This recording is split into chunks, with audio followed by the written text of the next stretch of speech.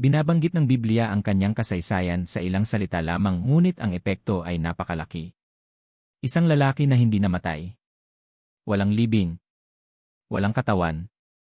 Isang mahiwagang pangungusap lamang, kinuha siya ng Diyos para sa kanyang sarili. Sino nga ba talaga si Enoch, bakit siya dinalang buhay at ano ang sinasabi ng kanyang mga sinaunang sulat tungkol sa mga anghel, paghuhukom at mga lihim ng langit?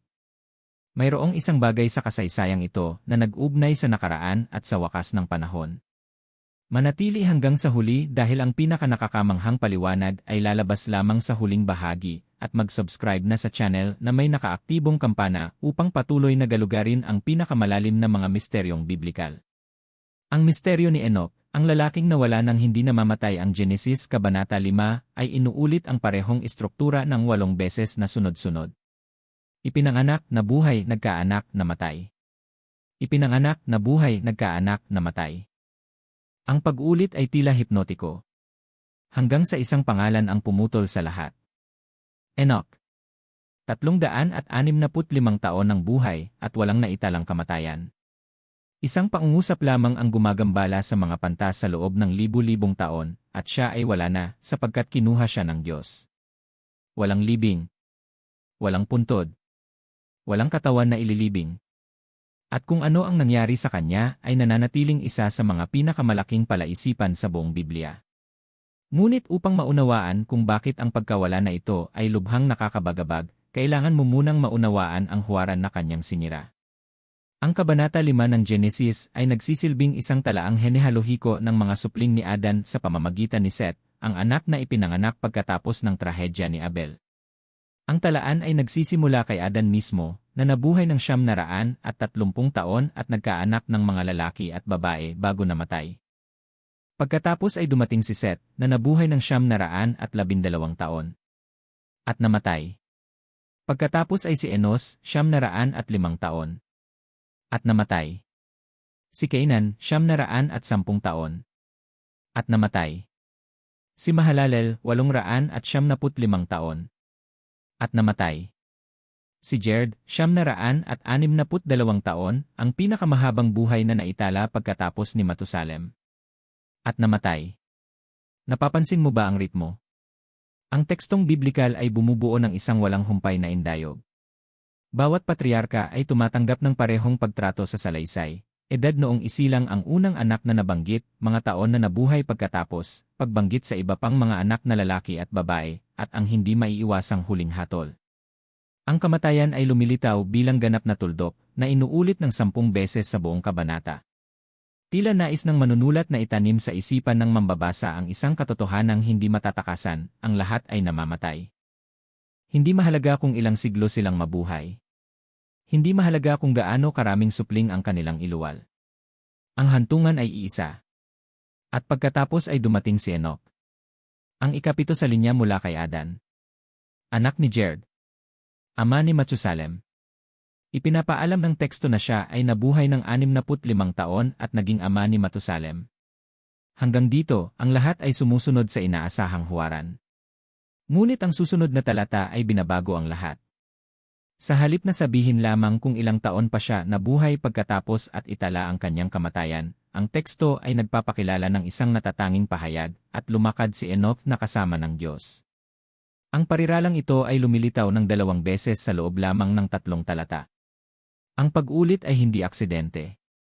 Nais ng may akda na bigyang diin ang isang bagay. Hindi lamang ito naglalarawan ng pananampalataya o pagsunod.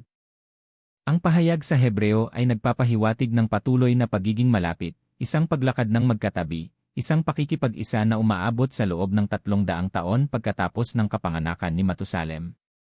300 taon na lumalakad kasama ng Diyos. Hindi isang sandali ng pagbabagong loob. Hindi isang nakabukod na karanasan. 3 siglo ng matagal na pagiging malapit. Ngunit dito lumilitaw ang unang malaking katanungan. Ano ang ibig sabihin, sa praktikal na paraan, ng lumakad kasama ng Diyos sa isang daigdig na wala pang mga kasulatan, mga templo, o mga formal na utos? At higit na mahalaga, sa anong uri ng daigdig na bubuhay si Enoch? Ang sagot ay ikagugulat mo. Mahalaga ang konteksto. Si Enoch ay nabuhay sa panahong antedilubyano, isang panahon na inilalarawan ng Biblia sa lalong nagdidilim na mga kulay. Inihahayag ng Genesis Kabanata 6 na ang kasamaan ng tao ay lumalago sa lupa at ang bawat hilig ng mga pag-isip ng puso ng tao ay patuloy na sa masama lamang. Ang karahasan ay lumalaganap. Ang katiwaliang moral ay umabot sa mga antas na magdudulot sa Diyos na magsisi sa paglikha sa sangkatauhan. Ang baha ay paparating na at si Enoch ay nabuhay ng eksakto sa magulong pagitan na ito.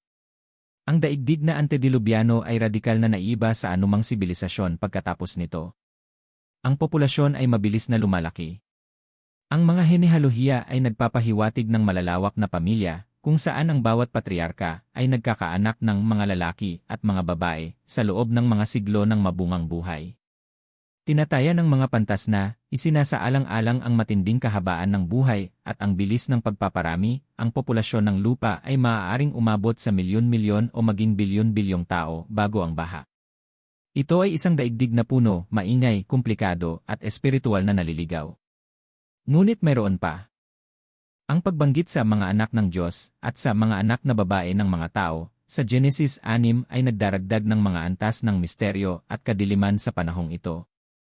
Anuman ang eksaktong interpretasyon ng bahaging ito, mga nahulog na anghel, magkakaibang linya ng lahi, o iba pang pagbasa, ang resultang inilarawan ay malinaw, may mga higante sa lupa ng mga araw na yon at ang lupa ay tiwali sa harap ng Diyos at puno ng karahasan. Ito ang kapaligiran kung saan pinili ni Enoch na lumangoy laban sa agos. Isaalang-alang ang presyur na kinakatawan nito. Hindi tayo nagsasalita tungkol sa isang lalaki na nabuhay sa isang komunidad ng pananampalataya, na napapalibutan ng mga taong kabahagi sa kanyang mga prinsipyo. Lumakad si Enoch kasama ng Diyos sa gitna ng isang sibilisasyon na naglalakad sa kabilang direksyon. Bawat araw ay kumakatawan sa isang pagpili. Bawat taon, isang pagtitiis. Ang 300 taon ng katapatan sa isang pagalit na kapaligiran ay hindi lamang kahanga-hanga, ito ay halos hindi maunawaan. At ang halaga sa tao ng pagpiling ito ay bihirang isaalang-alang. Malamang na hinarap ni Enoch ang panlipunang pagbubukod.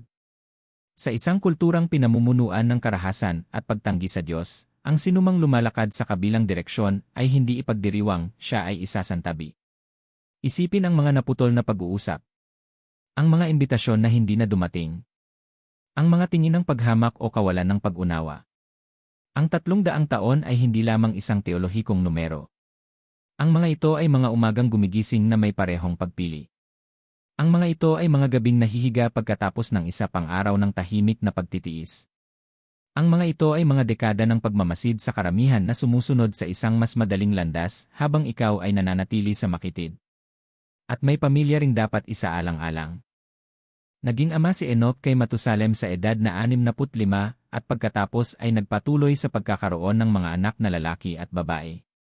Paano ang magpalaki ng mga anak sa isang daigdig na bagsak ang moralidad habang sinusubukang ituro ang mga prinsipyo na hinahamak ng nakapaligid na kultura? Paano ang protektahan ang isipan at puso ng mga bata sa gitna ng isang sibilisasyon na tumatakbo patungo sa kailaliman? Hindi sinasagot ng Biblia ang mga tanong na ito, ngunit ang mga ito ay nakalutang sa teksto. Ang katapatan ni Enoch ay hindi nangyari sa kawalan. Nangyari ito sa gitna ng totoong buhay, na may mga totoong responsibilidad at totoong mga pressure. Ngunit ngayon ay dumating ang isang detalye na nagbabago sa lahat. Ang kahabaan ng buhay ng mga patriarkang antedilubyano ay lumilikha ng isang katotohanang mahirap isipin. Buhay pa si Adan nang isilang si Enoch. Ang unang tao, ang siyang lumakad sa Eden, na nakarinig sa tinig ng Diyos ng direkta, na nagdadala ng alaala ng nawalang paraiso, ang taong ito ay kapanahon ni Enoch. Sa katunayan, namatay si Adan 57 taon lamang bago kinuha si Enoch. Nangangahulugan ito na maaaring narinig ni Enoch ng direkta mula kay Adan ang tungkol sa hardin, tungkol sa pagkahulog, tungkol sa pangako ng pagtubos. Isipin ang bigat ng pamanang ito. Hindi lamang kilala ni Enoch ang Diyos sa pamamagitan ng malayong tradisyong pasalita. Mayroon siyang akses sa mga direktang saksi ng mga pangyayaring nagtatag ng kasaysayan ng tao. At gayunpaman, sa gitna ng isang henerasyon na tumatalikod sa pamanang ito, pinili niyang lumakad kasama ng Diyos. Hindi idinadetalye ng teksto kung paano nahahayag ang paglakad na ito sa labas. Walang tala ng mga inialay na sakripisyo, ng mga itinayong dambana, ng mga ipinangaral na sermon. Ang katahimikan ng salaysay ay sinasadya. Dahil ang sentrong punto ay hindi ang mga nakikitang gawa, kundi ang hindi nakikitang relasyon. Ipinakikilala si Enoch hindi sa pamamagitan ng kanyang ginawa, kundi sa pamamagitan ng kung sino ang kanyang kasama sa paglakad. At pagkatapos ay dumating ang talata na nagpabago sa patriarkang ito tungo sa isang milenyong misteryo. At lumakad si Enoch na kasama ng Diyos, at siya ay wala na sapagkat kinuha siya ng Diyos. Hindi na lumitaw pa. Ang salin ay maaaring mag-iba, ang ilang bersyon ay nagsasabing wala na siya o tumigil sa pag-iral, ngunit ang kahulugan ay nananatiling pareho. Hindi namatay si Enoch.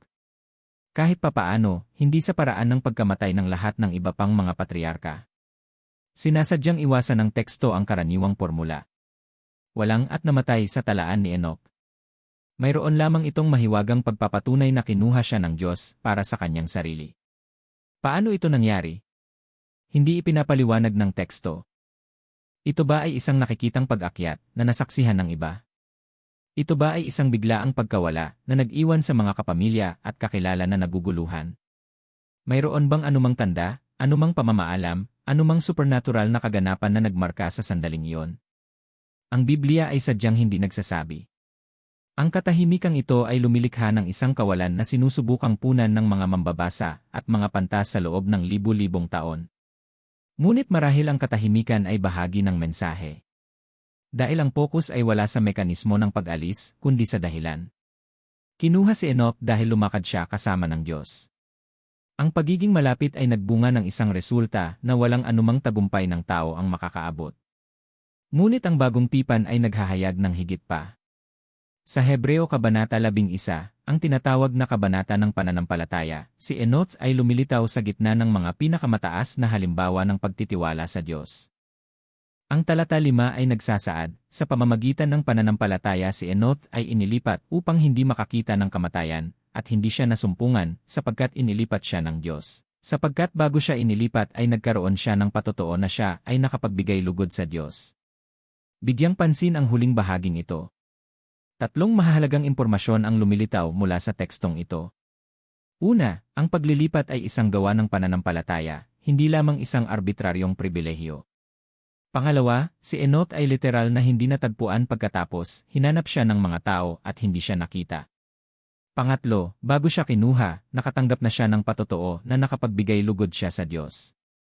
Nagpapahiwatig ito ng isang uri ng banal na kumpirmasyon sa panahon ng kanyang buhay, isang panloob na katiyakan o marahil ay isang direktang komunikasyon ng pag-apruba. Ang may akda ng Hebreo ay nagpapatuloy sa isang pahayag na nagsisilbing susi sa interpretasyon, at kung walang pananampalataya ay hindi maaaring magbigay lugod sa kanya. Sapagkat ang sinumang lumalapit sa Diyos ay dapat sumampalatayang siya ay mayroon, at siya ang tagapagbigay gantimpala sa mga humahanap sa kanya. Humanap si Enoch. Nagbigay gantimpala ang Diyos. Ang paglilipat ang pinakamataas na gantimpala, ang pagsuspinde sa hatol ng kamatayan na nakapataw sa buong sangkatauhan mula pa noong pagkahulog. Ngunit si Enoch ay hindi lamang isang lalaki ng tahimik na pakikipag-isa. Ang sulat ni Judas, sa Bagong Tipan, ay naghahayag ng isa pang dimensyon ng kanyang buhay na kakaunti ang nakakaalam. Ang mga talata 14 at 15 ay bumabanggit ng isang hula na iniugnay kay Enoch, narito, dumarating ang Panginoon kasama ang libu-libo ng kanyang mga banal, upang magsagawa ng paghuhukom laban sa lahat, at upang hatulan ang lahat ng mga hindi masunurin sa Diyos sa lahat ng kanilang mga gawa ng kawalan ng pagkakilala sa Diyos na kanilang ginawa sa paraang hindi masunurin sa Diyos. At sa lahat ng mga matitigas na salita na sinabi laban sa kanya ng mga makasalanang hindi masunurin sa Diyos. Ang siping ito ay nagpapabago kay Enoch mula sa isang tahimik na mapagnilay tungo sa isang boses na propeta. Hindi lamang siya lumalakad kasama ng Diyos, ipinapahayag niya ang banal na paghuhukom. Sa isang panahon ng lumalagong kawalan ng pagkakilala sa Diyos, ipinoproklama ni Enoch na darating ang katarungan. Na ang Panginoon ay lilitaw kasama ang kanyang mga banal. Na ang mga hindi masunurin sa Diyos ay magsusulit. Isipin ang katapangang kinakailangan para sa proklamasyong ito. Nabuhay si Enoch sa isang daigdig kung saan ang karahasan at katiwalian ang pamantayan. Ang pag-anunsyo ng banal na paghuhukom ay hindi isang tanyag na mensahe. Hindi ito nagdala ng mga tagasunod o mga tagahanga. Malamang na nagdala ito ng puot, pagtanggi, marahil ay mga banta pa nga. At gayunpaman, nagpatuloy siya. Sa loob ng 300 taon. Ang hulang binanggit sa Judas ay naglalabas ng katanungan tungkol sa mga pinagmulan. Saan kinuha ng biblikal na may akda ang siping ito? Mayroong isang sinaunang teksto na kilala bilang Aklat ni Enoch na napanatili pangunahin sa tradisyong Ethiop na naglalaman ng bahaging ito ng halos salita sa salita. Ang aklat na ito ay hindi bahagi ng biblikal na kanon na tinatanggap ng karamihan sa mga tradisyong Kristiyano at Judyo, ngunit malinaw na kumakalat ito noong panahon ng Bagong Tipan at kilala ng mga banal na may akda. Ang Aklat ni Enoch ay lubhang nagpapalawak sa biblikal na salaysay. Inilalarawan nito ang mga detalyadong makalangit na pangitain, mga paglalakbay sa mga langit, mga paghahayag tungkol sa mga nahulog na anghel na tinatawag na mga tagapagbantay, mga hula tungkol sa wakas ng panahon at mga paglalarawan ng banal na paghuhukom. Ayon sa tekstong ito, si Enoch ay dinala sa mga langit at nakatanggap ng kaalaman tungkol sa mga kosmikong misteryo bago bumalik upang ihatid ang mga ito sa sangkatauhan. Ano man ang pagtingin sa otoridad ng material na ito na labas sa Biblia, ipinapakita nito ang isang mahalagang bagay. Ang figura ni Enoch ay kumuha sa relihiyosong imahinasyon sa isang malalim na paraan. Ang kanyang mahiwagang pagkawala ay nagbukas ng puwang para sa espekulasyon, pagpapaliwanag at paggalang. Siya ay naging simbolo ng akses sa banal, ng transcendente na kaalaman, ng binagong tadhana. Ngunit pagbalik sa kanonikal na teksto, ang nananatili ay mas makapangyarihan dahil ito ay mas simple. Lumakad si Enoch kasama ng Diyos. Nagbigay lugod si Enoch sa Diyos. Kinuha si Enoch ng Diyos. Tatlong pahayag na nagbubuod sa isang buong buhay at tumuturo sa mga katotohanang humihigit sa kanyang panahon. At dito pumapasok ang isa pang tauhan na kabahagi sa parehong mahiwagang tadhana.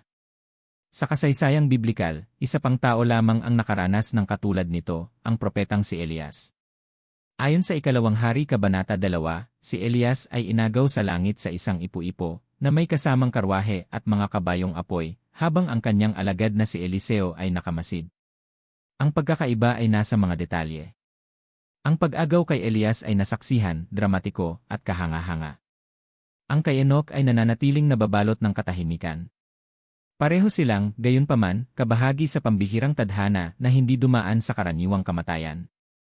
Ikinonekta ng tradisyong Judyo at Kristiyano ang dalawang lalaking ito sa mga makabuluhang paraan. Ang propetang si Malakias, sa huling aklat ng Matandang Tipan, ay nangangako na ipadadala ng Diyos ang propetang si Elias bago ang dakila at nakapangingilabot na araw ng Panginoon.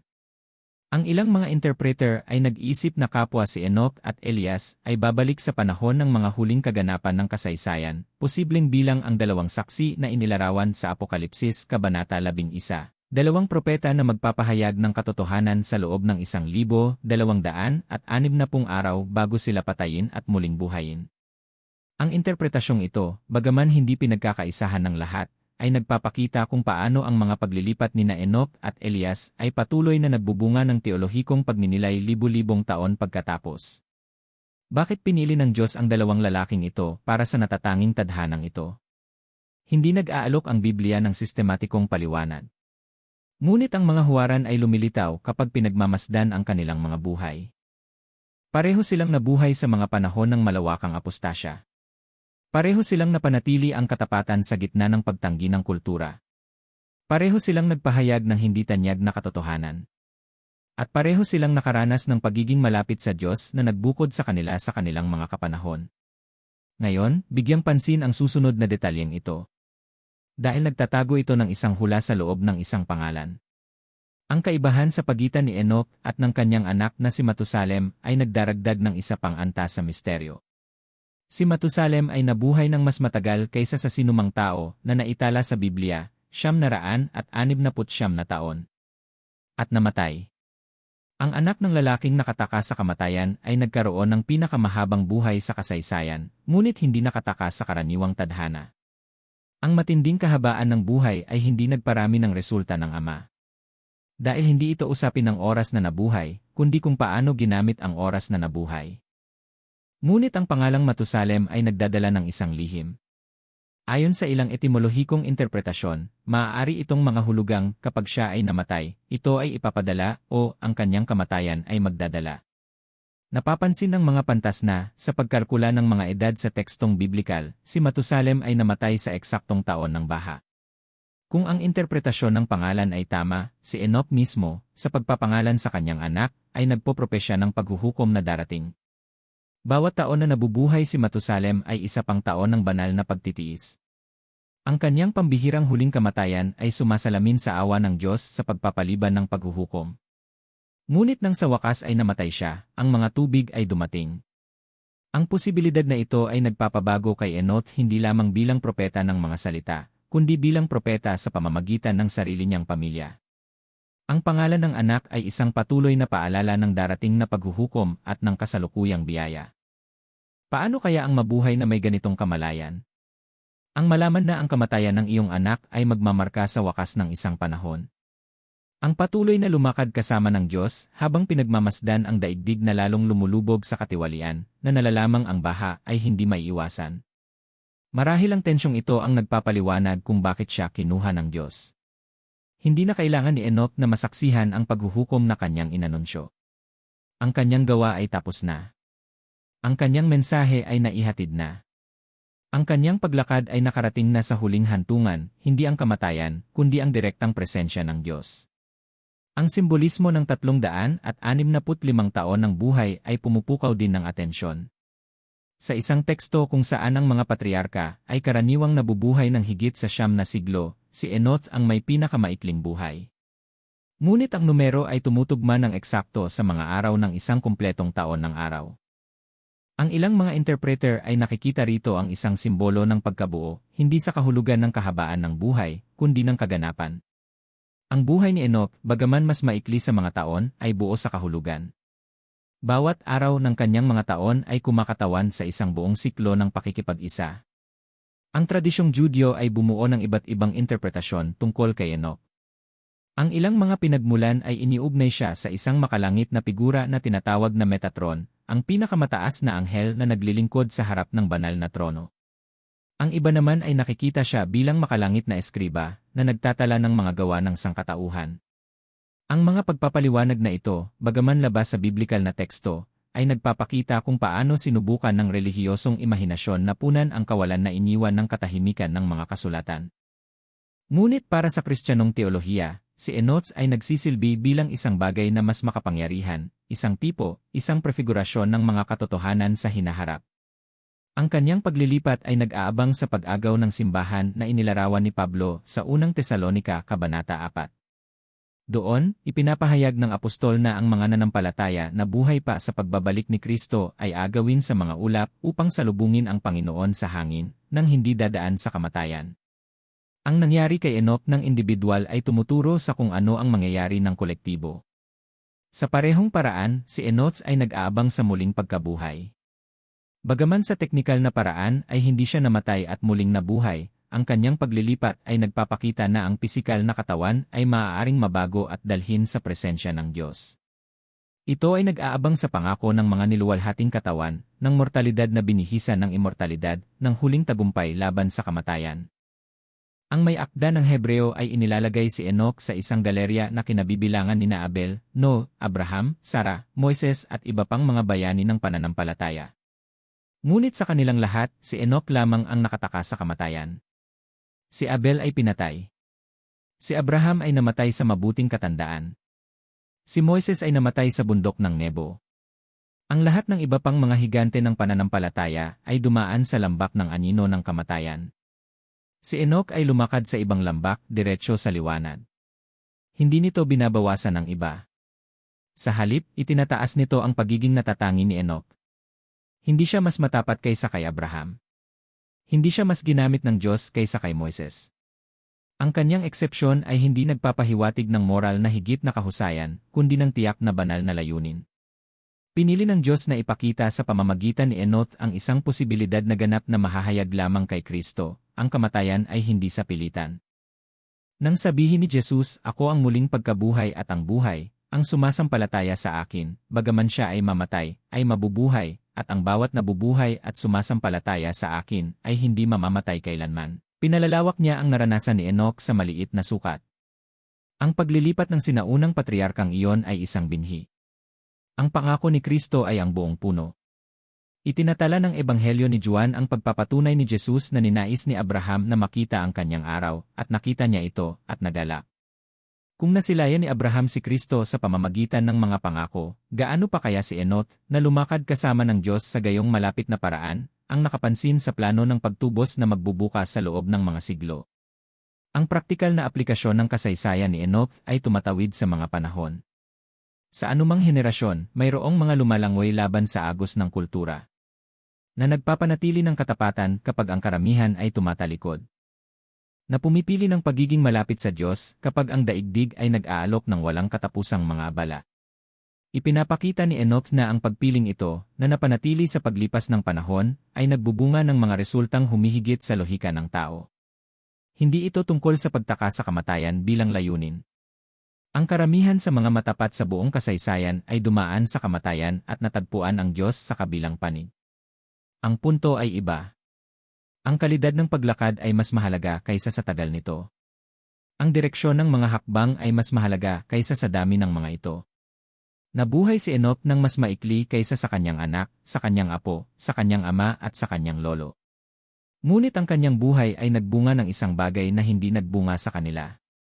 Ang katahimikan ng teksto tungkol sa mga detalye ay nagtuturo din hindi natin alam kung paano nanalangin si Enoch. Hindi natin alam kung anong mga sakripisyo ang kanyang inialay. Hindi natin alam kung paano niya hinarap ang mga pressure ng pamilya o lipunan. Ang kawalang ito ng mga detalye ay humahadlang sa atin na gawing isang pormulang maaaring kopyahin ang kanyang kasaysayan. Walang paraan upang mailipat. Mayroon lamang isang direksyon, lumakad kasama ng Diyos. At ang paglakad na ito ay hindi mistiko sa kahulugan ng hindi maabot. Ang pandiwang Hebreo na ginamit, halak, ay karaniwan, pang-araw-araw. Nangangahulugan lamang ito ng lumakad, maglakad, pumunta. Ang parehong salita ay naglalarawan kay Abraham na lumalakad sa lupang pangako, ang mga Israelita na lumalakad sa disyerto, ang mga karaniwang tao na pumupunta sa isang lugar patungo sa isa pa. Hindi lumulutang si Enoch. Hindi siya nabubuhay sa kawalan ng malay. Lumalakad siya. Isang hakbang sa bawat pagkakataon. Isang araw sa bawat pagkakataon. Sa loob ng 300 taon. Ang pagiging pare-pareho ay ang himala bago ang himala. Kahit sino ay maaaring magkaroon ng isang sandali ng espiritual na sigla. Kakaunti ang nagpapanatili ng isang buong buhay ng pakikipag-isa. Napanatili ito ni Enoch. At sa huli, ang paglilipat ay simpleng natural na pagpapatuloy ng isang paglakad na hindi kailanman naputol. Lumalakad siya kasama ng Diyos sa lupa. Nagpatuloy siyang lumakad kasama ng Diyos sa walang hanggan. Ang kamatayan ay magiging isang hindi kinakailangang pagkaantala. Nabuhay si Enoch bago ang baha, bago ang kautusan, bago ang mga propeta. Ngunit ang kanyang kasaysayan ay tumuturo sa isang bagay na ganap lamang na mahahayag pagkalipas ng mga siglo. Nang ipahayag ni Jesus na ang sinumang sumasampalataya sa kanya ay hindi makakakita ng walang hanggang kamatayan, inuulit niya ang nangyari na sa tahimik na patriarkang iyon. Ang paglilipat ni Enoch ay hindi lamang isang nakabukod na kaganapan, ito ay isang paunang tingin. Isang tanda na itinanim sa simula ng kasaysayan ng tao na ang kamatayan ay hindi kailangang maging huling hantungan. At marahil ito ang dahilan kung bakit ang kanyang buhay ay naitala sa napakakaunting mga salita. Dahil ang punto ay hindi kailanman kung ano ang ginawa ni Enoch. Ito ay kung ano ang ginawa ng Diyos para sa kanya. At kung ano ang ipinangangako pa rin ng Diyos na gagawin para sa mga taong, tulad ni Enoch, ay pumipiling lumakad kasama niya. 365 taon. Isang buong buhay na sinukat hindi sa pamamagitan ng mga nakikitang tagumpay, kundi sa pamamagitan ng mga hindi nakikitang hakbang sa tabi ng may lalang.